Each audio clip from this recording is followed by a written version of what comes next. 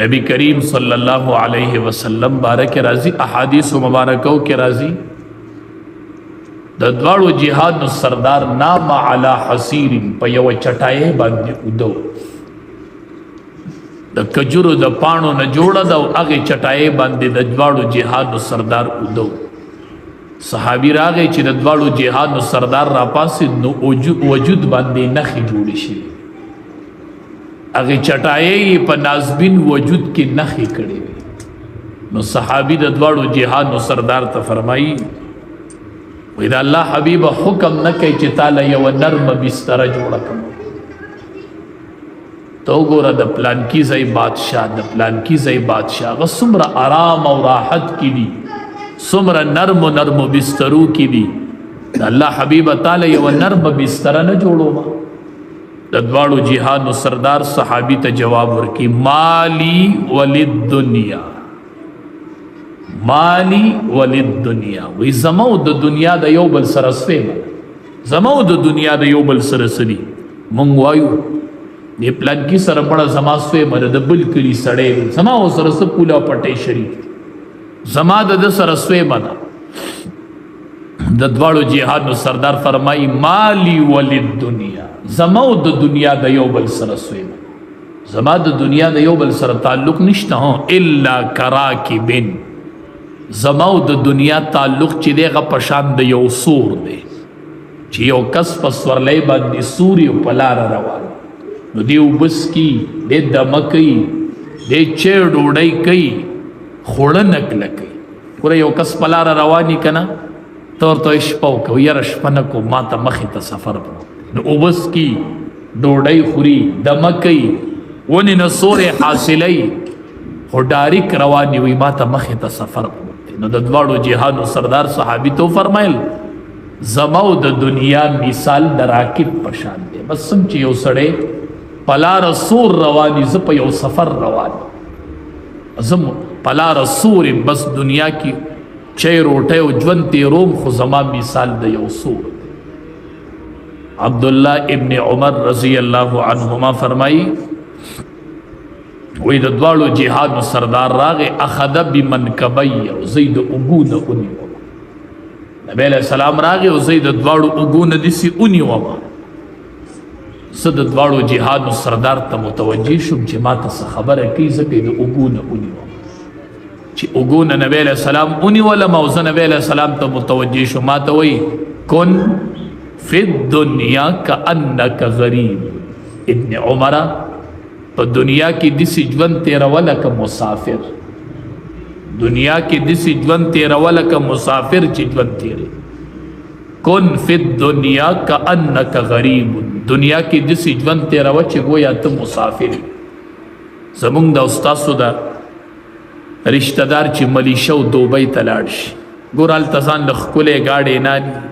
د بیې کور نالي وایي زه مسافر یم زه خپل وطن ته روان زما د ډول زی وطن دی کور به الته جوړو ما الته به د مزدورانو په جامو کې ګرځي او سهولیات ځان ته نه رغي وي زه دلته مسافر یم زما وطن بل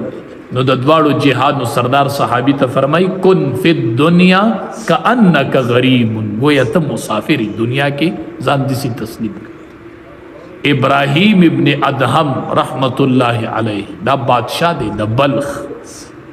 د بلخ بادشاہ دی او په یو شاہی تخت باندې ناس دیکھ یو کس راغلی ورته وی حضرت یو مسافر راغلی دی بنگله کې ګرځي را ګرځي شاہی دربار کې ګرځي را ګرځي دوی راوي غواړي ابراهیم ابن ادهم رحمت الله علیه ورته وی سکه هغه ورته وی دا سرای می کتله دا سرای می کتله دی ورته وی دا سرای نه دا شاہی محل دی زه په شاہی تخت ناست دا شاہی محل دی هغه ورته وی نه دا سرای دا مې لږه کتله وی نه دا شاہی محل دی دی ورته وی دا شاہی محل دی وی آو وی دی کې ستا نه مخکې څوک وی زما پلار وی د هغه نه مخکې پکې څوک وی د هغه پلار وی د هغه نه مخکې څوک وی د هغه پلار زما نیکه او بیا مې د نیکه پلار نبی ابراهیم ابن ادهم سره یو مسافر خانه وی دی ته چې یو ورځ پکې د یو مسافر شپه یو بل ورځ پکې د بل مسافر شپه د پرون دی پکې د پلار شپه و نن دی پکې ستا شپه سبا به پکې ته نه او د بچو به شپې دا مسافر خانی دی د دنیا کورونه دا مسافر خانی دی او دا سرای دی سرای مسافر راځي شپه پکې تیری او روان دی نبی علیہ السلام را تړومبه خبره دا وکړه چې کن فی الدنیا کأنک غریب دویمه خبره او عابر سبیل یا په دنیا کې داسې ژوند تېروله که د لارې تلونکي په لاره چې سړی روان تاسو ته مه وي چې په لاره سړی ځي دی اوبه څکي که نه او ډوډۍ هم خوري اوبه هم څکي دم هم کوي خوب هم کوي نو دا هر څه به کوي خوړه نه کلکوي په لاره روان چې هغه ړه نه کلکوي نو دنیا کې خوره او څکه او اغونده خوړه پکې مه کلکوه چې آخرت تر نه هیر نشي دنیا کې ړه مه کلکوه دنیا کې وړه نه کلکوه اچانک با الموت یأتی بغتتن مرگ بډیر اچانک راشي ډیر ناڅاپه به راشي پوری به پوری پاتی او را پوری به را پوری پاتی ډیر د افسوس په حالت کې بعضې مرګ راشي سړي نه هر څه نیمګړي پاتې شي د سړي ارمانونه نیمګړي پاتې شي نیمګړي ارمانونه دا دنیا د نیمګړو ارمانونه دا هر څه به نیمګړي کېږي د دنیا په یو شي به مړه نه مطمئن چې کله نبی کریم صلی الله علیه وسلم صلح حدیبیه وکړله مشهوره صلح ده شرایط په هغې کې توی شو چې د مسلمانانو نه څوک کافرانو له راشي نو دی به واپس کېږي د کافرانو نه چې څوک مسلمانانو له راشي نو دی به واپس کېږي دا به مونږ له راکوئ دا شرط پکې توی شو او چې د دینه اپله راشي دی به نه واپس کېږي صحیح خو چې کم کس د کافرانو نه راغی هغه به مونږ ته واپس کوئ دا په شرایطو کې و نبی علیه السلام وی ټیک چې څنګه صلح وشوله دې کې یو کس ایمان راوړ ابو بصیر رضی الله تعالی عنه نوم یې هغه ایمان راوړو راغی چې د دواړو جهادو سردار خواته کېناست نبی علیه السلام ورته وایي ما خو صلح کړې صلح کې شرط دو چې د کافرانو نه څوک مسلمانانو له راغی مسلمان شو دی به واپس کېږي مسلمانان به ځان سره نه ایساري ته واپس هغه وایي د الله حبیبه زه خو نه ځم ما ایمان راوړی دی ما خو قوم نه پرېږدي زه چېرته لاړ شم نبی علیه السلام ورته وایي زه دین نه پرېږدم ما شرایط لیکلي دي زه جنگ نه ګرموم زه تا نه شم ایسارولی هغه وایي د الله حبیبه هلته مې قوم نه پرېږدي دلته ته اجازه نه زه دې نشم پرېښودلی واپس اقا صحابي ابو بصیر رضی الله تعالی عنه نبی علیہ السلام واپس یې ولېږه دلته خو قوم ته تللی نه شو ځکه ایمان یې راوړی قوم خو پرېښوده نه نو د یو دریاب په غاړه باندې دیره شوې زه دلته به کښېنم د الله په اسره ناستې قوم هم نه پرېږدي او د دواړو جهادو سردار لم نشي تللی نبی علیہ السلام هم نه پرېږدي نو زه یو دریاب په غاړه باندې کېناست چې چا به ایمان راوړو جو راتلل به د سره به دیره کېدل ځکه نبی علیه السلام خو نه وي نه پرېښودل صلح کې شرط ده یو شرط و ده نو دله به نور چې به ایمان راوړو جو راتلل به د سره به کېناستل نو د سره ډېر شي کسان جمع شو لویه قافله جوړه شوه د دې ابو بصیر رضی الله تعالی عنه سره نو چې کله به د کافرانو قافلې په لاره تللې دوی به پې حملې کولې نو دی کفارو نبی کریم صلی الله علیه وسلم ته سوال جواب وکړل وی به دا ډله ځان ته وغواړه دی بوزه مونږ ته نه نیولی په شرایطو کې ځان له وغواړه نبی کریم صلی الله علیه وسلم د ابو بصیر رضی الله تعالی عنہ په نوم باندې خط لیکي خط ورته لیکي چې راځه زما خواله وس ما سره باقي ورځې تېرې کړه د دواړو جهادو سردار د ابو بصیر رضی الله تعالی عنہ په نوم خط ولیکه چې راځه زما خواله دا باقي ورځې ما سره تېرې کړه هغه خط چې کس راوړو نو نبی علیه السلام ته پته نه وه ابو بصیر رضی الله تعالی عنہ ډېر بیمار شوی سمندر هواګانې چلیدلې وې سمندر هواګانو والی ډېر سخت بیمار دومره طاقت پکې نه و چې د ځای نه راپاسي او دې کې وله د دواړو جهادو د سردار د طرف نه خط چې ابو بصیره راځه دا باقي وخت ما سره تیر که بس ما ته اجازت میلو شو راځه دا باقی وخت ما سره تیر کړه. ابو بصیر رضی الله تعالی عنہ ته چې د دواړو جهاد سردار خط را ورسېدو نو ډیر بیمار دی پاسېدلی نشي نو د دواړو جهاد سردار خط را واغست خط راغستی دی او داسې خط پړاوی چې نبی علیہ السلام ورته خط کې لیکلي چې زما خواله راځه ما ته واپس لېږلی وې خدا شرایطو کې اوس واپس راځه. ابو بصیر رضی اللہ تعالیٰ عنہ خط راغستے د نبی کریم صلی اللہ علیہ وسلم اگا خط پڑاوی خط دلاسنا ارتو شو خط پسینہ باندے اولگے دو او ابو بصیر رضی اللہ تعالیٰ عنہ وفات شو د دنیا نلا اگا دا امام الانبیاء خط لاس کے دے د دنیا نلا. نبی علیہ السلام ورتی ما خوال رازا خدا خوا وقت ختم شوی اسی نمگڑے د دنیا نا ارمانی نا دا دنیا داسې نیمګړې دا دنیا داسې ارمانونه بری د پاتې کېږي او دا نیمګړي هر څه به نیمګړي کېږي. ځکه نبی علیہ السلام صحابي ته وایي دنیا کې ژوند تیری او عابر السبیل داسې ژوند تیروه لکه د لارې یو تلونکی چې په لاره روان ته د لارې یو تلونکی په لاره روان ړمک لکوه په دنیا ړمک لکوه. داود علیه السلام چې انبیاء ټول غیرتمند ټول انبیاء کې ډېر غیرت هر پیغمبر باندې با د غیرت حد تمام. داود علیه السلام یو ورځ د کوره ووت دروازه یې بنده کړه ووت د کوره او دروازه یې بنده کړله دې کې ناشنا کس بیبي چې وکتل یو ناشنا کس کور کې ولاړ بیبي حیرانه شوه دا څوک راغی دا د کوم طرف راغی زب داود علیہ السلام تصویم بی بی حیرانا ناشنا کس کور کے ولاڑ دیکھ داود علیہ السلام رادت تشو چھ داود علیہ السلام راگے داود علیہ السلام چولی دا ناشنا کس ولاڑ لے وی من انتا وی تو سوکے اغورتوی انا الذی لا احاب الملوک اغا کسما چھ زد بادشاہانو نہیں آئی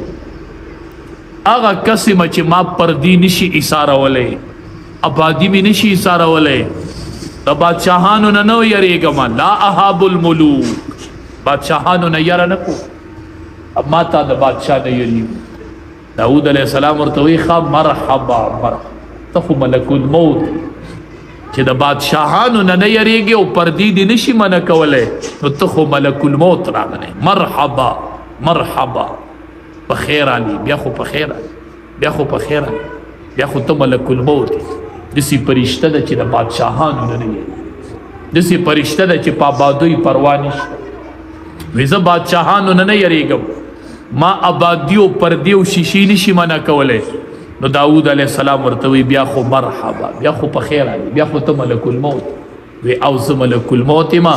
او دا فرشتہ راغلے وا او دا داود علیہ السلام نے روح اغسطو روح دا پارا راغلے وا روح تنوا اغسطو واپس لاڑا دا دیسی فرشتہ دا چی دا بادشاہانو ننیری آبادیو پردی نشی مانا کرو اذا جاء اجلهم لا يستأخرون ساعتا ولا يستقدمون چی نیٹرا لبیا بپکی اسمی دیری سخت راتا پرتی دیری سخت ډیر سخت حالت منتمخی تا پروت دی ډیر سوچ کوي ډیر دعاګانې کوي وای خدایا اخره خاتمه می په ایمان نبی علیہ السلام چې بل لخر لېګو لخر به رسختو د دواړو جهان وی استودع الله د تاسو د الله په امان کې سپار اخیره به ورته زه تاسو له دعا کوم چې الله اخره خاتمه نیکو اعمال پتہ نه لګي چې ځن کدن بس حالت کې راځي سنگ حالت پمی کم حالت کی برانا روح ہی جو سختی ہوئی بی بی عائشہ رضی اللہ تعالیٰ عنہ فرمائی وی دا دوارو جہان و سردار دا زنکدن حالت چی شروع شونه یو لوخی مخی تپروتو اگی کی اوبوی نبی علیہ السلام باغ لوخی کی دیسی لاس لن کو دیسی میراخ کرو وی لا الہ الا اللہ ان للموت سکرات لا الہ الا اللہ ان للموت سکرات نشته د لایق د عبادت سیوا د الله نه د مرګ ډیری سختي دي د مرګ ډیری سختي لا الہ الا اللہ ان للموت سکرات، بے شک د مرګ ډیری سختۍ دي، د مرګ ډیری چپی. بس دقه دعا به کوله او لاس په لمده و دسی به په مخراف او دعا به کوله اللهم هون علی سکرات الموت. دا دعا کوي ښا اللهم هون علی سکرات الموت. یا الله په ما د مرګ هغه سختۍ آسان کی خدای، په ما د مرګ سختۍ آسان زما زنکدن آسان. اللهم هون علی سکرات الموت. یا الله د مرګ سختۍ او چپی را باندې آسان کی الله په ما آسان. دومره سخت حالت د مرګ ډیر سخت حالت. عمر ابن العاص رضی الله تعالی عنه دا یو صحابی دی، د زنکدن ټیپ شروع شو نو بچی راغی خواته ورسره کېناست. پلاره تا به یوه خبره کوله، پلاره تا به یوه خبره کوله چې یو عقلمن کس په کار دی چې ما ته د مرګ دا حالت وایي چې په ده باندې په دې ټیم څه تېرېږي، چې په ده باندې په دې ټیم څه تېرېږي. وایي تا به دا ویلي اوس ستا د زنکدن حالت دی، په تا څه تېرېږي ته ما ته ووایه. تا به دا ارمان کوه، تا به وی یو عقلمن په کار دی چې ما ته د مرګ حالت بیان کړي چې په ده څه تېرېږي. نو پلاره اوس په تا د زنکدن حالت دی چې په تا باندې څه تېرېږي، اوس څه حالت. عمر ابن العاص رضی الله تعالی عنه ورته وی دا د بیان ټیم نه دی، زه نشم بیانولی، بس زه دې ټیم کې بیان نشم کولی، خو ما ته داسې محسوسیږي که نه لکه چې د پلانکې غر چا راغستی دی او زما د سینې د پاسه یخي. ما ته داسې سختي محسوسیږي لکه دا غر چې مې د سینې د پاسه پروت دی. په داسې حالت کې یم نو دومره بوج محسوسومه چې لکه دا پلانکې غر چې مې د سینې د پاسه پروت دی، دومره بوج دی را باندې، دومره سختي دی را باندې د زنکدن. نو مونږ او تاسو ته مخې ته ډېرې د زنکدن سختۍ پرتې. خدای زنکدن به په کم حالت کې، سا به په کم حالت کې خیږي، الله ته به په کم حالت کې مخامخ کېږو، کم حالت خو وي، مرګ به په کم حالت کې راځي. ډېرې سختۍ پرتې، ډېرې دعاګانې کوي الله اخره خاتمه په ایمان کې. او اللهم هون علی سکرات الموت. الله په ما د مرګ چپې آسان کړي. بختور خو صحابه چې دنیا کې ورته د دواړو جهادو سردار د جنت زیر، ته جنتی ته جنتی. صحابه ته یو ورځ وی لکل نبی رفیق، د هر نبی ملګری، د هر نبی ملګری، ورفیقی زما ملګری پیژن. صحابه ته وی زما ملګری درته معلوم دی، ورفیقی زما ملګری یعنی فی الجنت په جنت کې عثمان رضی الله تعالی عنه. صحابه په جنت کې به زما ملګری عثمان رضی الله، دا زما د جنت ملګری دی، جنت کې به مو عثمان رضی الله تعالی عنه